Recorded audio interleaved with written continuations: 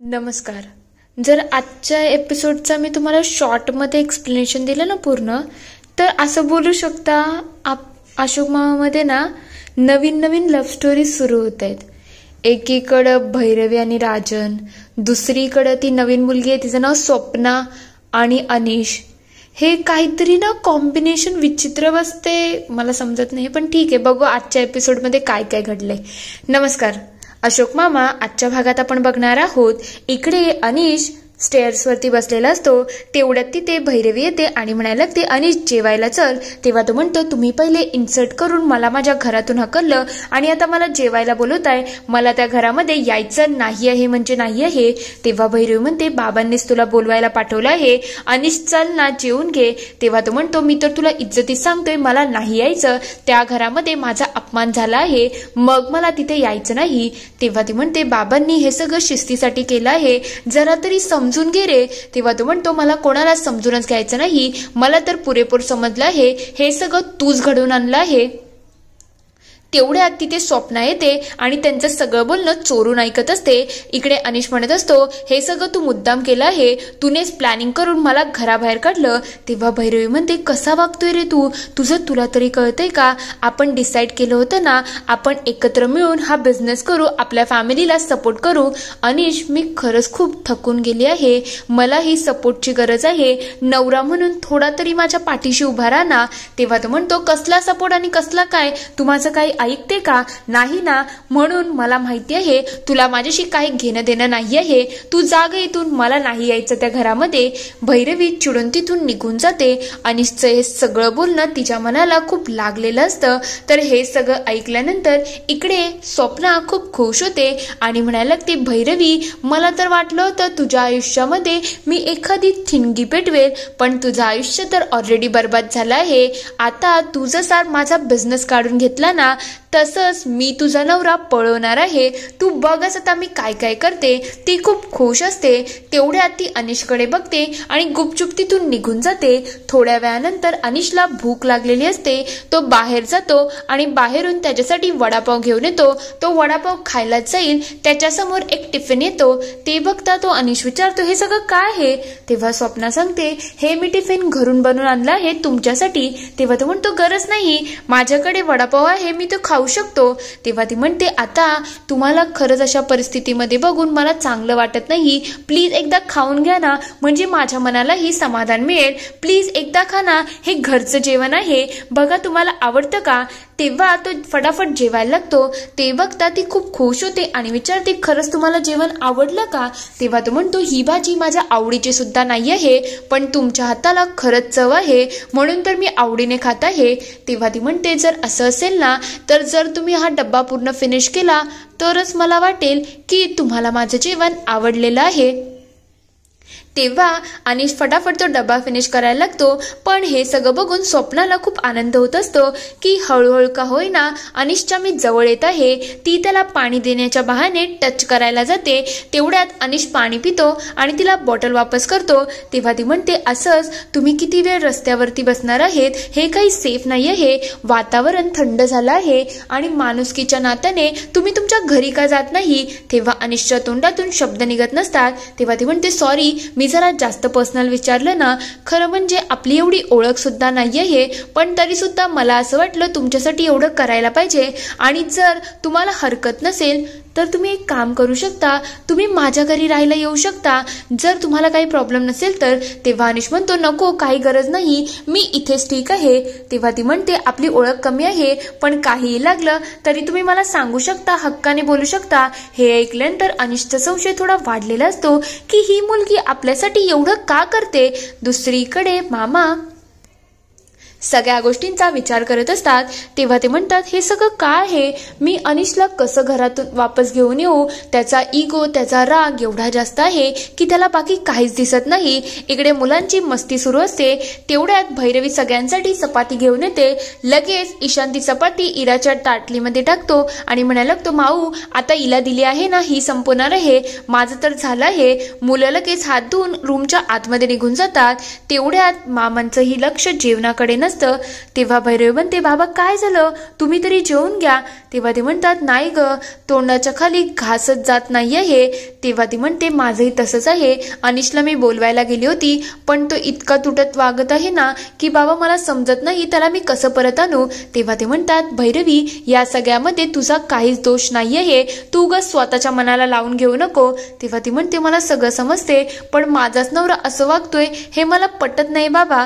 तेव्हा ते म्हणतात, भैरवी आता तुला बिझनेस करायचा आहे, स्ट्रॉंगली उभं राहायचं आहे आणि त्यासाठी तुला हिंमत ठेवायला लागेल. अनिशचं वागणं कधी ना कधी सुधरेल, आपण अशीच अपेक्षा ठेवू शकतो. त्या जास्त अनिशकडून काही अपेक्षा करणं मला तरी योग्य वाटत नाही. आणि तू काळजी करू नको, आपण काही ना काही नक्कीच करू की अनिश आपल्या घरी वापस येईल आणि पुन्हा सतमार्गाला लागेल. मला माहिती आहे एका दिवसात हे होणार नाही, थोडा वेळ लागेल, पण आपण काही ना काही नक्की करू. पण आता स्वतःचे हाल करायचे नाही, तुला काम करायचं आहे. या घरचा कर्ता पुरुष तू आहेस, म्हणून तुला सगळं व्यवस्थित करता यायला पाहिजे. तेव्हा ती म्हणते, ठीक आहे बाबा, तुम्हीही जेवून घ्या आणि मी सुद्धा जेवते. मामा आणि ती कसं बसं जेवायला लागतात, पण त्या दोघांचंही जेवणाकडे चित्त नसतं. तर थोड्या वेळानंतर इकडे अनिशच्या अंगावरती चादर टाकायला स्वप्न आलेली असते. तेव्हा ती अनिशच्या अंगावरती चादर टाकते आणि त्याच्यासाठी एक चिठ्ठी येऊन जाते. तेवढ्यात तिला आवाज येतो की वरून कोणीतरी येत आहे, म्हणून ती हळूहळूपणे तिथून पळून जाते. तेवढ्यात मामा तिथे येतात आणि अनिशला बघून त्यांच्या मनामध्ये सगळ्या गोष्टी सुरू होतात की मी भैरवीला सांगितलं होतं की मी जाईल आणि त्याच्या अंगावरती ब्लँकेट टाकेल, पण भैरवीचं प्रेम बघा ना किती नवऱ्यावरती. ती पहिलेच आली आणि पहिलेच नवऱ्याच्या अंगावरती चादर टाकून गेली. पण या नालायकाला कधी समजेल की आपली बायको आपल्यावरती एवढं प्रेम करते, एवढा विश्वास ठेवते, पण हा कधी सुधरेल देव जाणो. थोड्या वेळानंतर मामांना इकडे खूप त्रास व्हायला लागलेला असतो. ते इकडे तिकडे शोधाशोध करतात की गोळ्या कुठे भेटतील. तेवढ्यात भैरवी त्यांच्या समोर येते आणि त्यांना गोळ्या देते. तेव्हा ते म्हणतात, काय झालं भैरवी, तू अशी का बघते. तेव्हा ती म्हणते, बाबा तुम्ही एवढं मोठं खोटं माझ्याशी का बोलले. तेव्हा ती म्हणते, मी काहीच खोटं बोललो नाही, तुझा काहीतरी गैरसमज होत आहे. तेव्हा ती म्हणते, बाबा मला माझी लाज वाटत आहे आणि तुम्ही अजून तरी खोटं बोलू नका. मी डॉक्टरांकडून सगळं क्रॉस चेक केलं आहे. तुम्ही माझ्यासाठी जे माझे सख्खे वडील सुद्धा करू शकत नाही ना, एवढी मोठी गोष्ट तुम्ही माझ्यासाठी केली आहे. मला हा बिझनेस करायचाच नाहीये ज्याच्यासाठी मला तुमच्या जीवाचा सौदा करायला लागेल. तेव्हा ते म्हणतात, भैरवी तुझ्यावरती आपली फॅमिली डिपेंड आहे आणि पुढच्या पिढीचं फ्युचर तुझ्यावरती डिपेंड आहे. तुला हा बिझनेस करावा लागेल. तेव्हा ती म्हणते, नाही बाबा मला नाही वाटत माझ्याकडून हे सगळं होऊ शकतं, हे सगळं खरंच खूप कठीण झालं आहे. तेव्हा मामा म्हणतात, भैरवी अशी हिंमत सोडू नको, मी एवढा मोठा त्याग केलेला आहे. का केला तो, आपल्या घरच्यांसाठी, सगळ्या गोष्टींसाठी ना. मग तू अशी साथ सोडली तर कसं चालेल, प्लीज समजून घे. तेव्हा ती म्हणते, नाही बाबा मला नाही समजायचं, मला हे सगळं सहन होत नाही आहे, माझ्याकडून हे होऊ शकत नाही. ती तिथे गोळ्या फेकते आणि निघून जाते. हे सगळं अजून काही नाही तर मामांचं स्वप्न असतं. तेव्हा ते म्हणायला लागतात, हे स्वप्न खरं कधीच होता कामा नये. भैरवीला समजलं की मी हे सगळं का केलं आहे आणि कसं केलं, तर ती हा बिझनेस कधीच करणार नाही, म्हणून तिच्यापासून एवढी मोठी गोष्ट मला लपूनच ठेवायला लागेल. दुसऱ्या दिवशी सकाळी इकडे अनिश झोपेमध्ये असतो. तेवढ्यात तिथे किशा मामा येतात आणि म्हणायला लागतात, अनिश बाबू उठ की, मी तुझ्यासाठी गरम गरम चहा घेऊन आलो आहे. तेव्हा तो म्हणतो, नाही मामा मला चहा प्यायचा नाही आहे. तेव्हा तो विचारतो, काय मामा माझ्या अंगावरती ही ब्लँकेट कोणी टाकली. तेव्हा तो म्हणतो, मला काय माहिती. अरे अरे अरे थांब जरा, मला काय माहिती म्हणजे मला माहिती आहे, हे असं तुला म्हणायचं आहे. हे सगळं कोणी केलं तुला माहितीये का, तुझी मामी आहे ना, ती तू घरात नाही आहे म्हणून तिचा जीव कशातच लागत नाही. तिनेच मला सांगितलं, अनिशला बाहेर चादर घेऊन जा, रात्री मच्छर असतात, गारवा आहे, मग तुला थंडी लागू नये म्हणून तिने मला पाठवलं होतं आणि रात्री मी तुझ्या अंगावरती चादर ओढून दिली. कसं आहे रे अनिश, आम्हाला तुझी काळजी आहे ना. तेव्हा अनिश म्हणतो, खरंच मामा आता या घरामध्ये तुमच्या दोघांशिवाय माझं कोणीच नाही आहे, हे तर मला पुरेपूर कळलं आहे. तेव्हा ते म्हणतात, हो अनिश, पण मला तुला एक गोष्ट विचारायची आहे. आता मला सांग, मला 500 देतोस का. तेव्हा तो म्हणतो, कशासाठी पैसे पाहिजेत, आता नेमकं काय हवं आहे.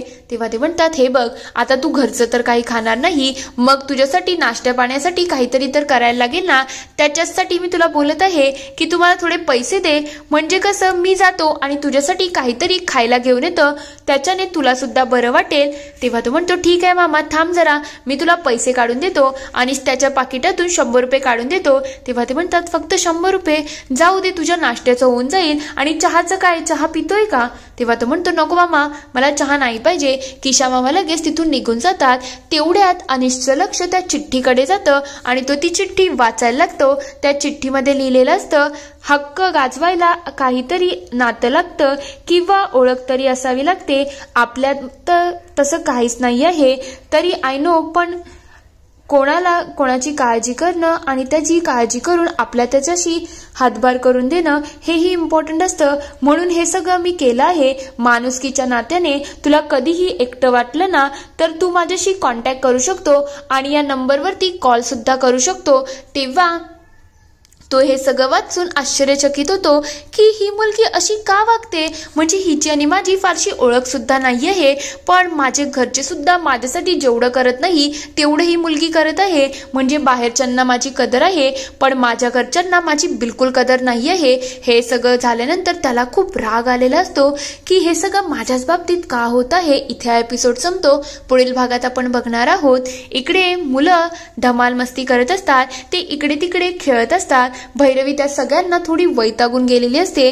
तेवढ्यात दाराची बेल वाजते. दारावरती राजन आलेला असतो. तेव्हा तो विचारतो कसं चाललं आहे, सगळं नीट ना, म्हणजे काही गडबड तर नाही ना, काम कसं सुरू आहे. तेव्हा भैरवी म्हणते सगळं काम तर व्यवस्थित सुरू आहे, काळजी करण्यासारखं काहीच नाही. तेवढ्यात तिथे ईशान येतो आणि तो चुकून राजनच्या शर्टवरती सगळं कॅचअप सांडवतो. तेव्हा भैरवी म्हणते हे सगळं तर खराब झालं, सॉरी राजन, खरंच खूप मोठी चूक झाली. तेव्हा तो म्हणतो नको, काळजी करण्यासारखं काही नाही, मी साफ करतो ना. तेव्हा भैरवी म्हणते नको नको, असं साफ करायची गरज नाही. तेवढ्यात राधा आणि किशा म्हणतात या मुवमेंटला तुला कॅप्चर करायला पाहिजे, लवकर याचा व्हिडिओ काढ. इकडे राजन आणि भैरवी खाली उतरतच असतात. तेवढ्यात भैरवीचा पाय साडीमध्ये अटकतो आणि भैरवी राजनच्या मिठीमध्ये येते. हे सगळं किशा मामा आणि राधा मामा मी रेकॉर्ड करतात आणि त्यांच्या चेहऱ्यावरती वेगळाच आनंद आलेला असतो की फायनली हे दोघं असे एकत्र मिळाले. ते लगेच तो व्हिडिओ शूट करून अनिशच्या जवळ घेऊन जातात आणि अनिशला पूर्ण व्हिडिओ दाखवतात. अनिश तो व्हिडिओ बघून अक्षरशः चिडून गेलेला असतो. इथे एपिसोड संपतो. आता खरंच हे सगळं तर विचित्र, म्हणजे अक्षरशः विचित्र घडत आहे. खरंच अनिशचा पत्ता कट करून भैरवी आणि राजनचं काही होणार आहे का? तुम्हाला काय वाटतं ते मला कमेंटमध्ये नक्की कळवा. व्हिडिओ आवडला असेल तर लाईक करा, शेअर करा आणि चॅनलला सबस्क्राईब करून घंटी वाजवायला विसरू नका. नवीन व्हिडिओजच्या नोटिफिकेशनसाठी. व्हिडिओ बघितल्याबद्दल धन्यवाद. Thank you for watching guys.